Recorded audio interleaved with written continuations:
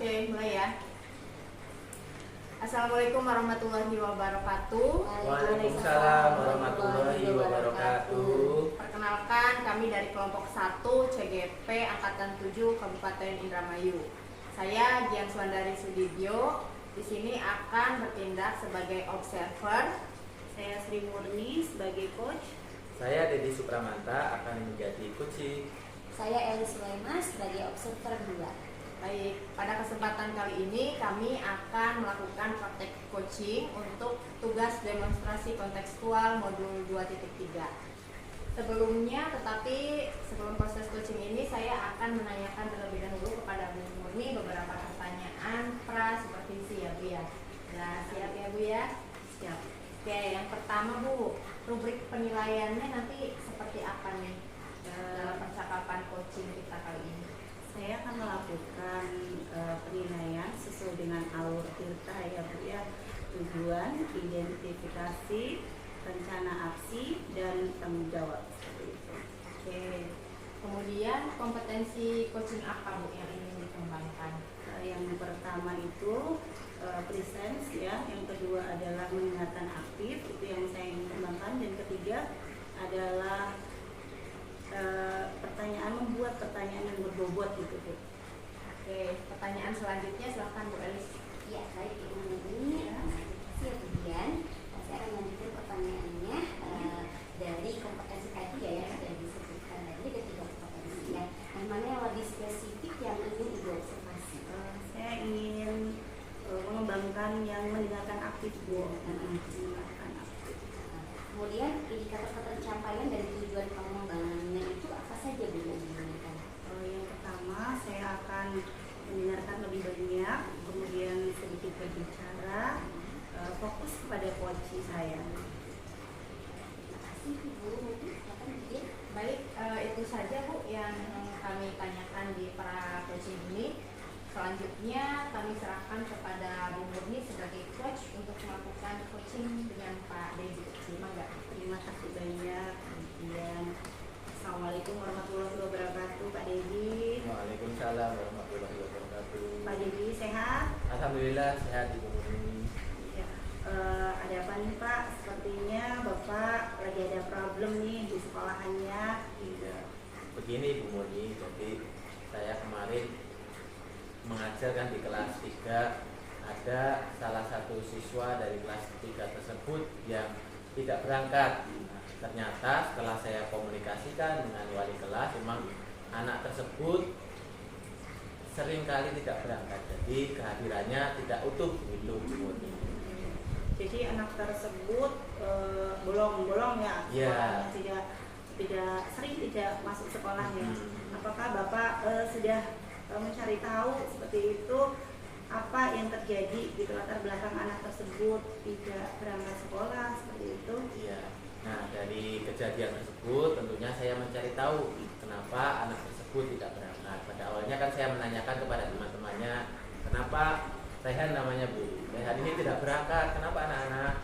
Iya Pak, anaknya jawabnya, iya Pak, memang Rehannya tidak berangkat sudah beberapa hari, kadang sering berangkat, kadang sering tidak. Nah, dari permasalahan itu saya kemudian berkomunikasi dengan wali kelas, dan ternyata wali kelas juga mempunyai jawaban yang sama. Memang Rehan ini bolong-bolong berangkatnya, kadang berangkat, kadang tidak, 2 hari berangkat, terus 3 hari tidak, gitu Ibu Murni. Jadi Rehan sering tidak berangkat ya, seperti itu ya Pak Iya. ya. Kemudian dari percakapan nanti Pak, dari coaching ini nanti, apa yang ingin Bapak dapatkan dari sharing kita nanti? Iya, dari coaching ini saya ingin menemukan solusi bagaimana Rehan tersebut bisa aktif, bisa hadir penuh di sekolah, dapat kehadiran kesehariannya secara utuh gitu Bu. Jadi tidak bolong-bolong lagi begitu Bu. Baiklah, apakah sudah ada yang Bapak lakukan seperti itu agar si Rehan ini berangkatnya itu tidak bolong-bolong, semangat untuk ke sekolah tanpa malas, tanpa rasa takut atau yang lainnya seperti itu? Iya, kemarin kan saya terus langsung berkomunikasi dengan wali kelasnya. Wali kelasnya menjawab seperti itu, Rehan memang sering tidak berangkat. Nah, itu saya menggali lebih dalam lagi alasan apa, kenapa tersebut jarang berangkat ke sekolah. Ternyata ada beberapa alasan, salah satunya karena dia tidak mempunyai motivasi lagi, tidak mempunyai semangat lagi dalam bersekolah. Itu dikarenakan ibunya ternyata berangkat ke luar negeri, Bu. Jadi ibunya berangkat menjadi TKW ke luar negeri. Nah, dari hal tersebut tentunya saya ingin menggali lebih dalam lagi bagaimana keadaan situasi Rehan di rumahnya, begitu, Bu. Nah, alhamdulillah pada hari ini kebetulan Rehannya berangkat. Nah, tadi saya sudah menemui Rehan secara langsung, saya sudah berkomunikasi dengan Rehan secara langsung menanyakan bagaimana situasi kondisi Rehan di rumah, gitu, Bu. Terkait tadi dengan motivasi Rehan yang sangat rendah ya mungkin ya karena sering bolong-bolong berangkatnya, itu misalkan ada di rentang itu ya Pak, level 1 sampai 10 itu yang rajin motivasinya tinggi itu ada di rentang 10 gitu. Kira-kira Rehan ini ada di rentang berapa Pak? Ya. Keterkaitan dengan motivasinya untuk belajar. Ya. Menurut saya Rehan sendiri saat ini karena memang jarang sekali berangkat ya, bolos. Rehan menurut saya ada di rentang posisi di rentang 4 mungkin, Bu. Jadi karena lebih banyak tidak berangkatnya daripada berangkatnya. Begitu, Bu. Masih cukup di bawah ya Pak, Ya, kalau di rentang ya. 4. Mungkin dari rentang 4 ini Bapak nanti cari solusinya akan menaikkan ke rentang berapa Pak nanti? Harapan Bapak selanjutnya agar tujuan Bapak tercapai, anak lebih termotivasi untuk berangkat, motivasinya tumbuh, itu harapan Bapak ke depannya itu. Jadi kedepannya tentu saya berharap Rehan dapat aktif, dapat mengikuti pembelajaran setiap harinya, Bu. Tapi karena emang situasinya yang latar belakang kondisi keluarganya seperti itu, saya mempunyai harapan kedepannya di rentang nilai 8 mungkin sudah cukup baik ya untuk Rehan dalam kehadiran serta motivasi dalam belajarnya, begitu, Bu. Baiklah, tadi itu bagaimana ya Pak ya, tadi kan Bapak sudah bercerita bagaimana kondisi Rehan karena orang tuanya jadi TKW, jadi dia bermalas-malasan. Mungkin juga Bapak sudah ada solusinya nih, bagaimana nih cara menumbuhkan motivasi Rehan nih agar Rehan itu rajin berangkat sekolahnya. Apa yang sudah Bapak lakukan seperti itu? Ya, yang sudah saya lakukan tentunya kemarin kan saya menggali informasi lebih dalam mengenai kondisi Rehan.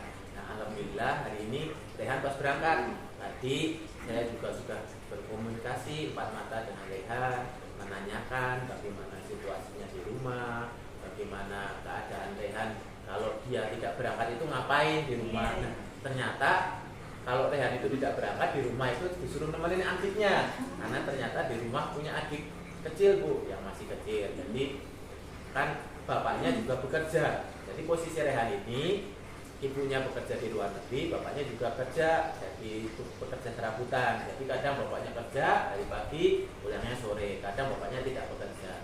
Nah, dari posisi itu tentunya saya berkomunikasi kepada Rehan. Saya mencoba memotivasi Rehan lagi bahwa belajar itu penting. Kalau kamu nanti tidak hadir, tidak datang ke sekolah, nanti akan ketinggalan pelajaran. Nah, kalau ketinggalan pelajaran nanti kamu nilai-nilainya akan rendah. Nah, dari situ saya mencoba untuk meningkatkan motivasi Rehan untuk dapat terus hadir di sekolah, begitu, Bu. Itu langkah pertama yang saya lakukan, gitu, Bu. Oke, jadi Bapak sudah cukup bagus sekali untuk diajak ngobrol ya tadi untuk menumbuhkan semangat Rehan lagi. Iya. Adakah dari orang lain atau pihak lain yang Bapak libatkan agar si Rehan ini motivasinya tetap semangat belajar gitu Pak? Iya. Nah, selain itu saya juga berkomunikasi dengan wali kelasnya dari Rehan, wali kelas 3 Ibu Nurbaiti. Nah, saya juga berkomunikasi dengan Ibu Nurbaiti. Saya merencanakan, Bu, untuk melakukan home visit ke rumah Rehan. Saya ingin berkomunikasi dengan bapaknya Rehan. Mudah-mudahan bapak Rehan mendukung untuk Rehan agar fokus pada belajar. Mungkin selain itu karena emang posisinya bapaknya juga bekerja, tapi ada anak kecil, adiknya Rehan yang di rumah, mungkin ada cara-cara lain dari orang tuanya Rehan bisa diributkan, adiknya tersebut bisa diributkan ke simbahnya atau ke pengasuh agar Rehan tetap bisa belajar, karena memang tugas seorang anak pada masa ini kan, pada masa itu kan seharusnya belajar, belum waktunya untuk menjadi ibaratnya mengurusi adiknya yang masih kecil begitu Bu. Iya, luar biasa sekali tadi Pak, rencana Bapak sudah bagus sekali. Tadi kira-kira Pak, kapan rencana tadi yang sudah Bapak utarakan tadi akan Bapak lakukan? Iya. Nah, untuk rencana, karena saya sudah berkomunikasi dengan wali kelas, nah kedepannya setelah saya berkomunikasi dengan wali kelas, rencananya mungkin besok atau lusa saya dengan wali kelas tadi direncanakan akan berdua berkunjung ke rumah orang tuanya Rehan. Jadi untuk membicarakan bahwa Rehan tersebut agar lebih fokus dalam belajarnya. Jadi semakin cepat semakin baik. Mudah-mudahan besok atau lusa saya bisa ke rumah Rehan dengan wali kelasnya agar dapat menjalin komunikasi betapa pentingnya belajar untuk Rehan begitu Bu. Baiklah Bapak, tadi dari percakapan tadi apa yang dapat Bapak simpulkan? Tadi kita sudah ngobrol bagaimana solusinya, sudah Bapak apa kesimpulan dari percakapan kali ini tadi Pak? Iya, alhamdulillah dari percakapan ini saya mendapatkan beberapa ide, beberapa solusi. Mudah-mudahan ke depan Rehan jadi lebih bersemangat dalam sekolahnya, orang tuanya memberi dukungan. Mudah-mudahan ada solusi biar semuanya berjalan dengan baik. Rehan bisa nyaman belajar, orang tuanya juga bisa tetap bekerja dengan lancar. Begitu Bu Moni. Ya baiklah Bapak, tadi Bapak sudah utarakan ya kapan Bapak akan melakukannya, kemudian rencana-rencana Bapak tadi sudah melibatkan guru kelasnya untuk memotivasi si Rehan tadi. Selanjutnya bagaimana nih Pak perasaan Bapak setelah Bapak sharing tadi permasalahannya Rehan yang bermalas-malasan untuk belajar, bagaimana perasaan Bapak setelah sharing? Ya, alhamdulillah Ibu Muni, saya merasa lega bisa sharing, bisa tukar pendapat dengan Ibu Muni. Mudah-mudahan saya segera bisa melaksanakan rencana-rencana ide-ide yang saya pikirkan pada hari ini. Baik Pak, terima kasih. Semoga nih Pak, Bapak muridnya tadi si Rehan itu kedepannya motivasinya sudah tumbuh, semangat belajar untuk ke sekolahnya itu sudah tinggi, jadi tidak bolong-bolong lagi. Ya, kedepannya semoga Rehan lebih baik lagi. Seperti itu. Mungkin karena keterbatasan waktu ya Pak Didi ya, kita sudah di penghujung coaching pada pagi ini ya.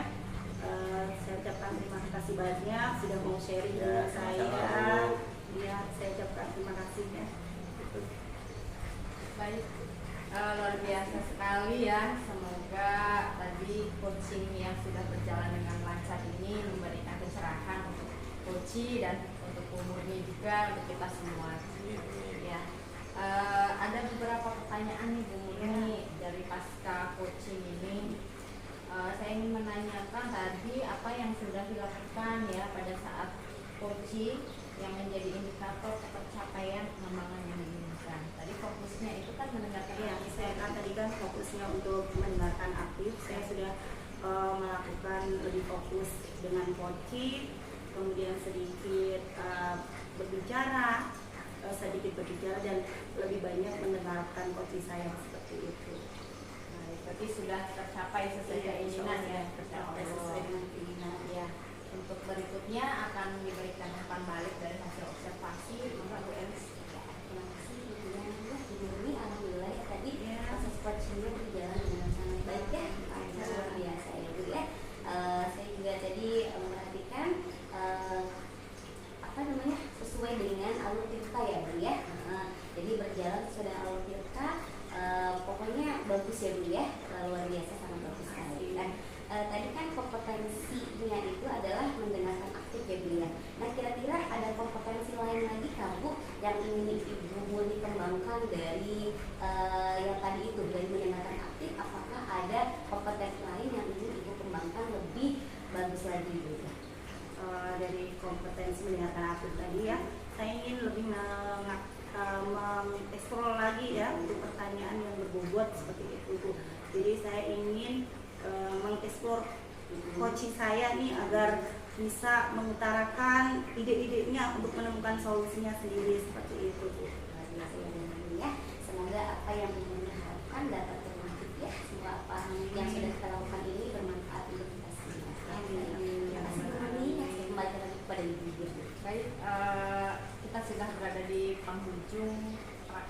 coaching untuk kali ini.